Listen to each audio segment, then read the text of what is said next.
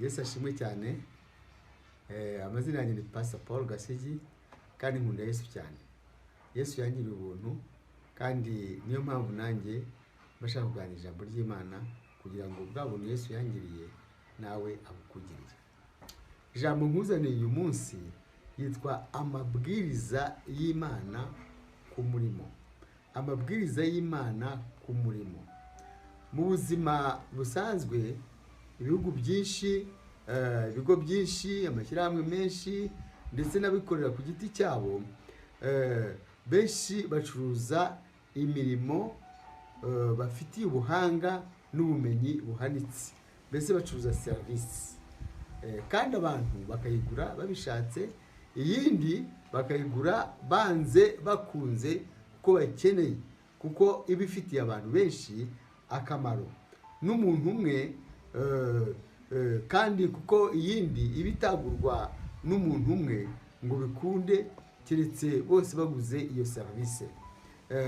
Rimwe na rimwe bisanga bayiguze byanze bikunze nk'ubwisungano mu kwivuza buri munyarwanda wese agomba kuba afite ngo babashe kwivuza neza. Hari rero na serivisi nyinshi ndetse zihenze Imana iduha itatwishyuza. Urumva, nayo idutegereza imirimo tugomba kwiha no guha abandi. Gusa yo idusezeranya ingororano tuzahabwa ubu ndetse no hirya y'ubuzima, no hirya y'ubuzima. Haleluya, haleluya, haleluya.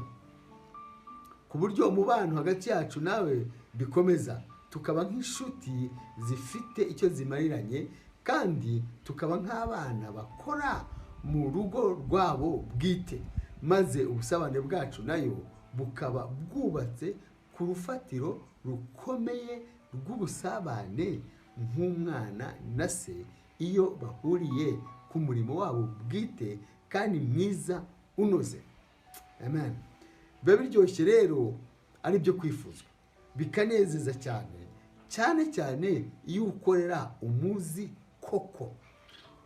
Iyo umuzi koko, warazamuye ubusabane nawe arakuvugisha, akakuganiriza, kandi akakuza amahoro, umunezero ndetse n'ibyishimo bitagereranywa bitangwa, maze bikagutera umwete wo kuryoherwa muri uwo murimo.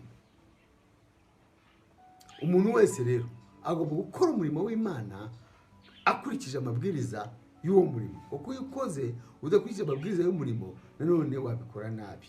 Haleluya. Reka turebere hamwe rero muri make imirimo Imana idusaba, akamaro kayo ndetse n'ingaruka. Umva neza, mbere na mbere Imana idutegeka gukorera abandi. Idutegeka gukorera abandi, nubwo byaba ari akazi wahawe na leta cyangwa ikigo runaka cyikorera cyangwa se gitanga serivisi. Urumva, maze ukajya uhembwa umushahara. Gukorera abandi bituma ugira ubuzima bw'igikundiro, bikagaragaza urukundo ufitiye mwene so, yewe bituyobora mu mubano mwiza n'Imana, tukayikorera tukanuzuza ya myifatire myiza y'indengakamere mu kuyobora yitwa guca bugufi n'ubunyangamugayo, integrity and humility. Urumva, kandi umuyobozi wese uzagira bene iyi myitwarire nta kizatuma yewe ataramba mu buyobozi, kuko azaba afitiye abantu benshi akamaro, akaba afitiye igihugu akamaro, akaba afite akamaro n'abantu bagituyemo.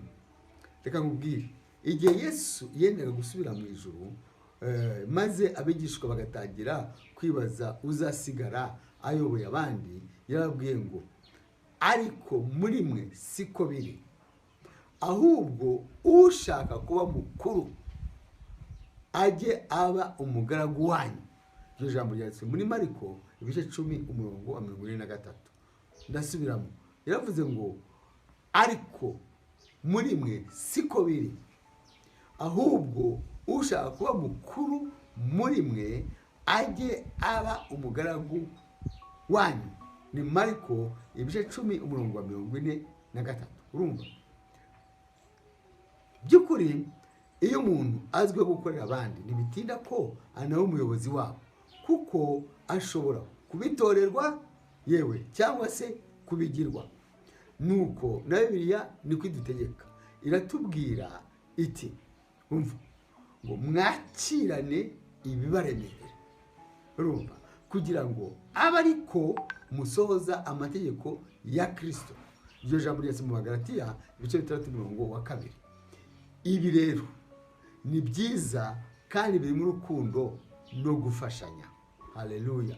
Niyo mpamvu rero gukangurira mu izina rya Yesu gukorera abandi, ubaha umurimo mwiza unoze, ku buryo n'uwo wafashije agenda anezerewe, akavuga bimuvuye ku mutima ati Imana iguhe umugisha. Haleluya. Ati Imana iguhe umugisha. Burya kandi iyo abikubwiye gutyo, iyo gusaba umugisha ari benshi, urawuhabwa. Uzirinde cyane gukorera ikintu umuntu ngo umwikize, kuko nabyo wazabisanga imbere yawe. Abantu batangiye kugukorera, mbese batangiye gukorera ibitamaye agaciro, ukunda bava imbere. Oya, ibyo ni bibi cyane. Ikindi cya kabiri ni uko Imana isaba buri wese waremwe kuyikorera ari nta rwitwazo. Gukorera Imana ntibisaba gusa kuba pastor cyangwa se evangelist runaka, ahubwo bitangirira mu kwizera Kristo, bitangirira imbere no kujya uhamya icyo Bibiliya ivuga ko ari, mbese kuko icyo bivuga ko ari ukuri. Nkuko Yesu yabwiye abantu bamubajije icyo bakora kugira ngo bakore imirimo y'Imana, maze nawe arabasubiza ati umurimo w'Imana n'uyu, nuwo kwizera uwo yatumye. Iryo jambo ryanditse muri Yohana 6:29. Tega amatwi ngusobanurire neza. Umurimo w'Imana nuwo kwizera uwo yatumye, kuko iyo umwizeye Mwuka Wera azatuma uguhamya byanze bikunze, ubishaka utabishaka, kuko mu mutima wawe uzumva uhatwa, uzumva inyota rwose kuvuga ibya Bibiliya, maze utangire uvuge impamvu utagikora ibyaha, impamvu z'ibyiringiro byawe. Gutyo ubuvuze ubutumwa utanabigendereye, niko bikoreka, niko bimeze. Kandi guhamya kuzajya gutuma unesha Satani mu buzima bwawe bwose, kuko ijambo ritubamiriza riti nabo bamuneshesheje amaraso y'umwana w'intama w'Imana ntibakunda amagara yabo ndetse ntibanga gupfa. Iryo jambo ryanditse hariya mu Byahishuwe ibice 12:11. Iyo rero wizeye neza, nta kabuza uzahamya neza ibya Kristo. Kandi n'Imana yabwiye abantu mu buryo bwose busobanutse icyo ishaka kuri bo, ivuga ngo iti none wa bwoko bwanjye we, wa bwoko bwa Isirayeli we, Uwiteka Imana yawe igushakaho iki? Si ukubaha Uwiteka Imana yawe ukagenda mu nzira ikuyoboye zose, ukayikunda, ugakoreshereza Uwiteka Imana yawe umutima wawe wose n'ubugingo bwawe bwose? Si kigushakaho? Iryo jambo ryanditse mu Gutegeka kwa 2 ibice 10:22.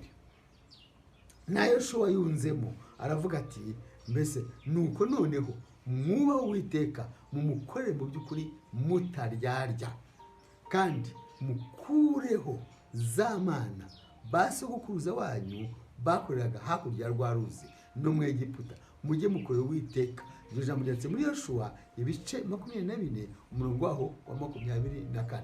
Gutyo rero reka tumukorere tubishaka, reka tumukorere dufite impamvu ikomeye. Imana iratubwira mu ijambo ryayo iti nicyo gituma ubwo twakira ubwami butabasha kunyeganyezwa, dukwiriye gukomeza ubuntu bw'Imana kugira ngo tubone uko dukorera Imana nk'uko ishaka, tuyubaha, tuyitinya. Iryo jambo turisoma mu Baheburayo ibice 12:28. Rero kuba ufite ubwami kandi uzi ko aho ugana, emera udashidikanya, ari nta bunebwe n'ubugugu ukorera Imana n'ubwenge bwawe bwose n'ibyo yaguhaye,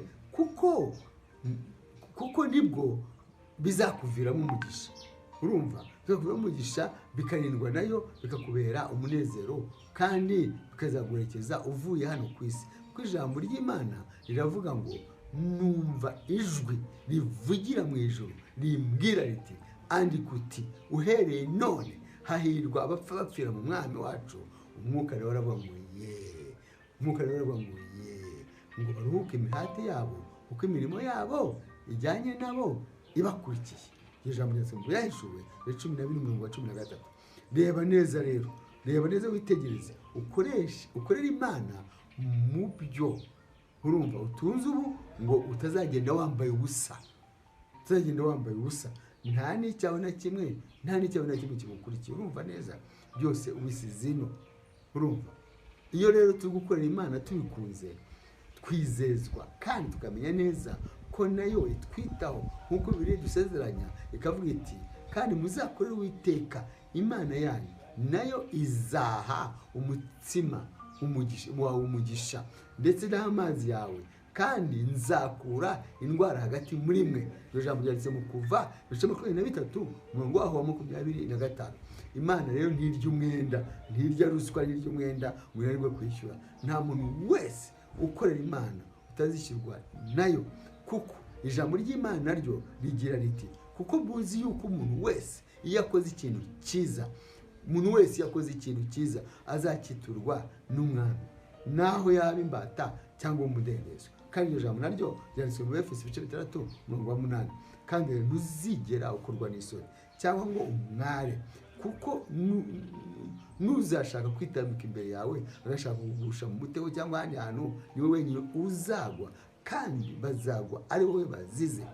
Yesu azakubahisha aho bikenewe hose, kuko urumva, kuko agira ati umuntu nankorera ankurikire, kuko aho ndi n'umugaragu wanjye ariho azaba. Umuntu nankorera data azamuha icyubahiro. Iryo jambo ryanditse muri Yohana 12 umurongo wa 26. Mwene data mushiki wanjye, hitamo gukorera Imana uhereye none, hitamo gukorera Imana uhereye none, kuko nibwo uzagira umugisha w'Uwiteka. Kandi reka nkubwire, twebwe ntabwo twaremwe mu buryo butunguranye, ntiwaremwe mu buryo butunguranye, waremwe n'Imana yabigendereye, yabishatse igushyira hano ku isi kugira ngo uzayikorere, ubane nayo mu mirimo yawe yose ya buri munsi, mu kazi kawe ka buri munsi ukorere Imana, uyubahe mu kazi kawe, uyubahe mu byo ukora byose, ukunda Imana, ukunda umuryango wawe, ukunda igihugu cyawe, ukunda ibyo ukora, ukunda umurimo ukora, ndetse ibyo byose kandi iyo tubikora nabwo tuba turiho tunezeza Imana. Kuko n'abadatabuja abangaba basanzwe, tutavuze n'Uwiteka Nyiringabo, iyo turi kubakorera urumva twabakorera neza, tugatanga umurimo unoze, tuba turiho dukorera Imana.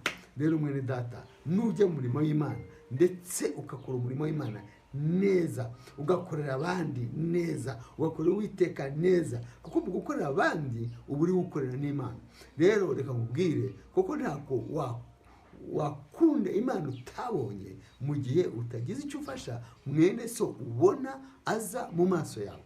Ndakwingize rero uhereye none wumva iki cyigisho nkwigishije, yuko gukorera abandi ari ngombwa, ndetse no gukorera Imana ari ikintu cyangombwa cyane, ku buryo twese tuzajya mu ijuru tukaraga ubugingo buhoraho mu rukundo no mu munezero. Uwiteka guhumugisha wumurikiye, kandi Uwiteka guhereza umugisha wumurikiye. Reka ngusengere, Imana igufashe n'ubyemeye. Mwami Imana, fasha uyu muntu wumvise aya magambo, fasha uyu muntu uri kunkurikira kandi amenye akamaro k'aya magambo. Mwami Imana, hagurukiye gukora umurimo wawe mu gukorera abandi no mu gukora umurimo wo kukunga n'abandi.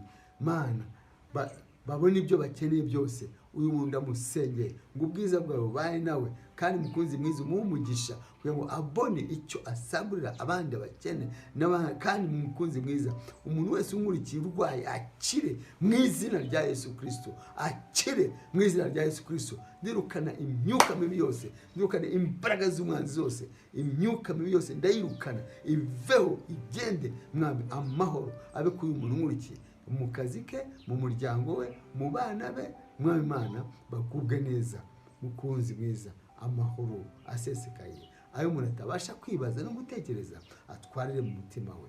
Urakoze cyane.